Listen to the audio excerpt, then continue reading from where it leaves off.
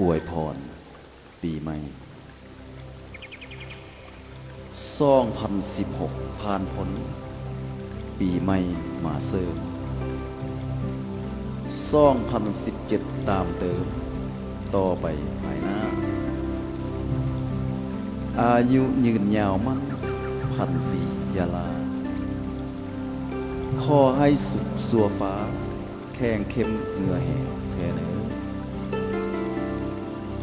สิ่งเก่าเกินสัวหายหามห่างไก่นี้วอนสิ่งใดดับดีจงมีมาเตาเงินคำไล่ลังเข้า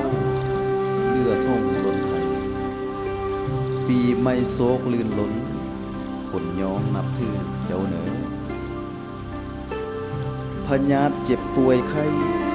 ปีเก่าเคยมีข้อจงไหลลานี้อย่าเบิดมาไกลให้โลคาพญาตเคาะเข็นสรรพสิ่งศักดิ์สิทธิ์อยู่ฟ้ามาคำสวยสูงแท้เนื้อปี17ไม่นี้ข้อจงมีสุขอันตรายภัยทุกอย่าเบิดเลียนไกลให้ทานสุขขี้มันเสมอจันใส่ซองให้เหืองห่องอยู่เลื้อย